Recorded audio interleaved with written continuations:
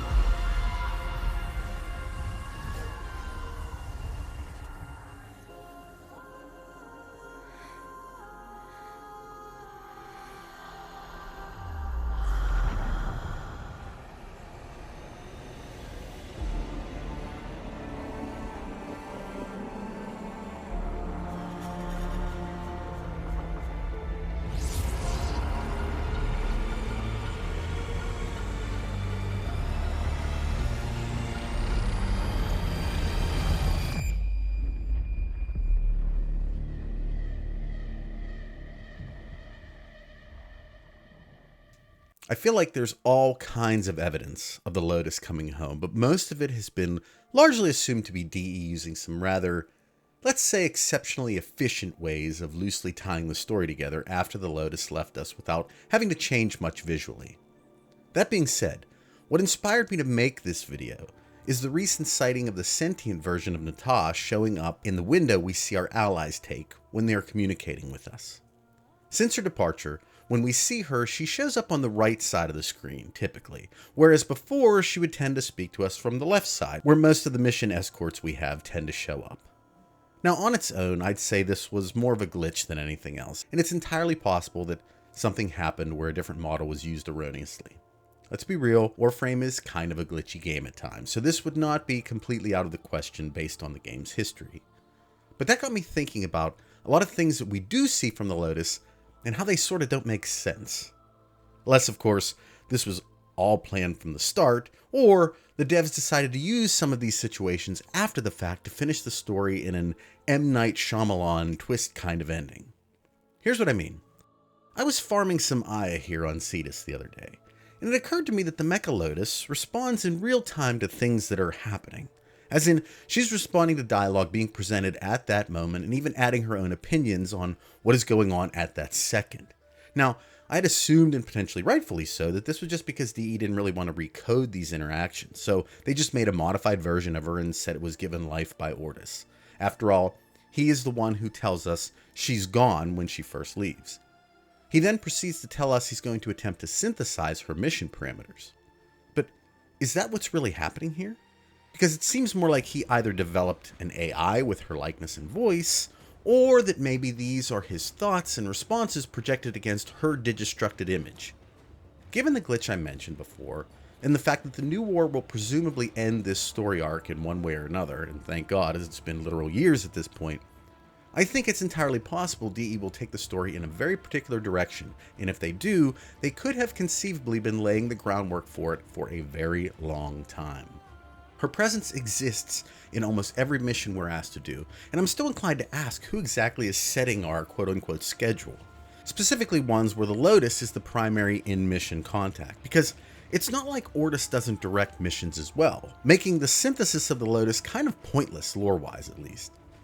I made a video a while back regarding something Sai said during the Call of Tempestari update where he actively acknowledges the Lotus during a particular mission, asking her to come on board for additional support. Many people made the comment that this was because of new players that hadn't experienced the Apostasy prologue, but would have access to this mission, and while that may be an acceptable explanation, I'm still left wondering if it's actually accurate. What if we come to find out that this was her plan all along? What if everything the Lotus has done has been specifically calculated and all of it will culminate at the end of the new war? Let's look at Apostasy, something I personally would love more clarification on. We are shown this scene where the Tenno is completely ignored, almost as if they're not there. That this must have either happened in the recent past or that they are somehow completely invisible. Otherwise, why wouldn't either Ballas or the Lotus acknowledge them? It's not like the Tenno is in the background or hiding in some way. I think it's also important to consider the Lotus never seems to be hostile toward the Tenno, not at the end of the sacrifice quest, where she seems almost apologetic for her true form. Not even during the Europa Lotus fight, where I feel like she seems more like she's preparing the Tenno for what's to come, versus being openly antagonistic. Consider also the very real message she's trying to convey to us during the Orphix Venom event, where while engaging the Tenno in dialogue regarding the operation, she tells us in code that she's actually dying. In my opinion, pretty strong evidence showing she's not entirely controlled by the sentience and that she may in fact be crying out to the Tenno for help. Given how Era appears to be manipulating her, both in trying to influence her memories as well as his forceful handling of her, and this newfound allegiance with Ballas, I feel like it won't be much of a shock if she turns out to have been on the Tenno's side the entire time, to those that have been paying attention at least.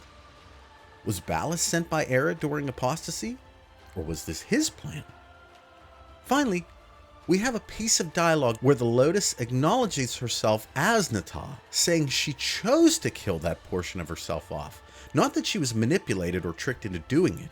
Given the fact that Rebecca from DE voices the character and doesn't seem to have any plans to change that, along with the aforementioned use of the same avatar and mission literally years after her initially leaving, it's entirely possible we're going to get her back as our main point of contact, even though I feel like many in the community would rather see her as a boss of some sort to fight at the end of this story arc. We continue to be given gifts from the Lotus every year. Seriously, how hard would it have been to call them gifts from Ortis and be done with it? Or something that would make a lot more sense in the context of the story. Potentially changing it to gifts of someone else, say Nora Knight or Teshin. And finally, during this newest cinematic, you can see Nata's concern as the Tenno is charging up her energy blast. Tears streaming down her face because of what she feels she's being forced to do, go against her own mother figure, one that pulled her from cryosleep and has acted as really the only person to actually care about the Tenno. Well, before she left, of course. Context clues explain in detail what really happened back when the Tenno exterminated the Orkan leadership. Hun Hao allowed himself to be killed in order to convince the Orkan that they had won, and Nata was bred specifically to infiltrate them and destroy both them and the Tenno. There are gaps. I had my mission, and I have completed it. All but the last sequence. To destroy the Tenno. The war was over, so I hid them away. In the second dream, I could not destroy them. And yet, you were born to. So tell me, what made you stop to reject your nature? All missions to the Origin system required a sacrifice. Me and my kind become barren when crossing the gap. It is the one flaw we never overcame. Nata wanted children of her own. Nata was the daughter, until I destroyed her.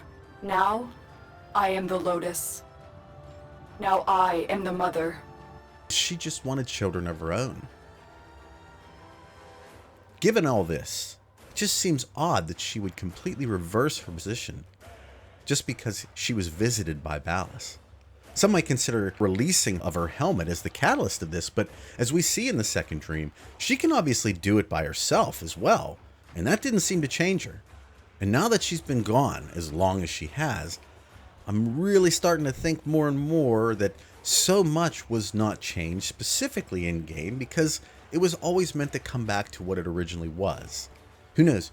Maybe with all that's happened in the world in the past few years, perhaps plans to bring an end to this aspect of Warframe's story had to just be pushed back due to time constraints over and over again. It's almost certain there wasn't supposed to be this much time between the original release of Apostasy and the new war. Personally, at this point, I'll be very surprised if she doesn't return as the Tenno's guided. And for me at least, the question is really in what capacity. Because I do think there will be the potentiality of mistrust between the Tenno and her moving forward, at least for a little while. I don't think it's too far out there to consider the possibility of the Tenno and the Sentients actually even forming an alliance at some point, as I don't think it's out of the question that the Sentients are in a bit of a divide themselves between those that are loyal to Era and those that maybe have seen his questionable methods and have decided to follow Natah instead. That could be potentially what we're seeing here at the end with all the Sentients behind her. I've made mention in the past about how really we're all on the same side anyhow, as the Orokin seem to be the main antagonists of Warframe, with both of us, the Tenno and the Sentients, eventually turning on them after being allies. And with the introduction of both Ballas and Nihil in recent years to the game when both were thought to have been long gone, it's quite possible other Orokin are still alive and well, and that they will re-emerge as a dominant power. Heck, it's even possible they have manipulated the Sentients, as shown by the nefarious end of the third act of the New War prologue, where we find that Ballas and Era have apparently joined forces. Who's really in control here? Is it Era? Or could it possibly be Ballas instead? Could Natah have already realized this and decided she needed to realign with the Tenno in order to stop the coming Orcan threat? Or could she have foreseen this long before she left and staged all of this in order to infiltrate the Sentients to see what was going on from the inside, relaying coded messages to us along the way, much like how she infiltrated the Orokin back in the past? I mean, that is exactly what she was bred to do. Maybe Ortis is even in on all of this and just can't tell us in order to make sure the ruse is successful. Maybe we just can't know that we're on the same side, at least at this point. Like I said, I think there's a lot of evidence to support this, and it will not be a surprise at all, to me at least, to see this actually happen in the New War, with us looking back at all of it and saying, ah, now it all makes sense at the conclusion of the upcoming quest. Or perhaps we do get our chance to kill her. Or even better, get the choice to kill her or not. But what do you think? Do we end up as allies or enemies? I'll be interested to see your comments. But the good thing is we're going to be finding out very soon. With that being said, I hope you enjoyed the video and I got you thinking about what's about to happen. I know I am extremely excited to see. At any rate, I hope you all have a wonderful day today, a wonderful rest of your week, and I'll talk at you all in the next one. Take care, everybody. Bye.